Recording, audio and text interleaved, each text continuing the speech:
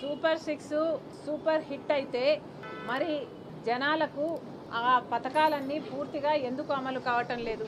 Super 6లో majority పథకాలు పూర్తి స్థాయిలో అమలు కాకపోతే మరి అది సూపర్ ఫ్లాప్ కాక సూపర్ హిట్ ఎలా అవుతాయి? చంద్రబాబు గారు, తెలుగుదేశం పార్టీ లేక కూటమి సమాధానం చెప్పాలి.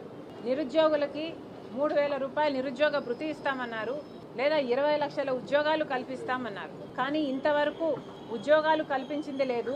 పరిశ్రమలు వస్తున్నాయని చెప్తున్నారు, కానీ ఒక్కరికి కూడా ఇప్పటి వరకు ఉద్యోగాలు వచ్చింది లేదు. అంటే 20 లక్షల ఉద్యోగాలు రాలేదు. 3,000 రూపాయల నిరుద్యోగ భృతి ఇప్పటికే ఒక సంవత్సరానికి ఇవ్వాల్సి ఉండింది.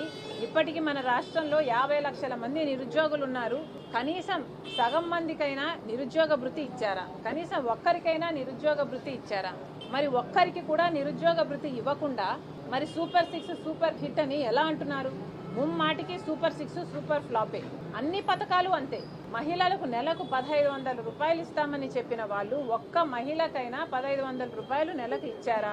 అంటే సంవత్సరానికి 18,000 రూపాయలు ఇవ్వాల్సి ఉంది. ఒక్క మహిళకు కూడా ఒక్క నెల కూడా మీరు ఇవ్వకుండా సూపర్ హిట్ ఎలా అవుతుంది? ముమ్మాటికి సూపర్ 6 సూపర్ ఫ్లాపే.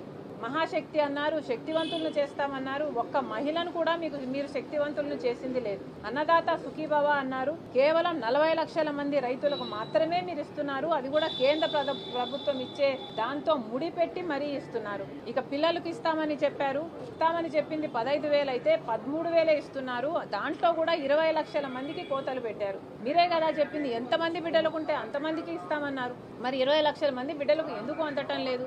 ఇలా అరాకొరగా అమలు చేస్తే ఇది సూపర్ హిట్ ఎలా అవుతుంది? ముమ్మాటికి సూపర్ 6 సూపర్ ఫ్లాపే.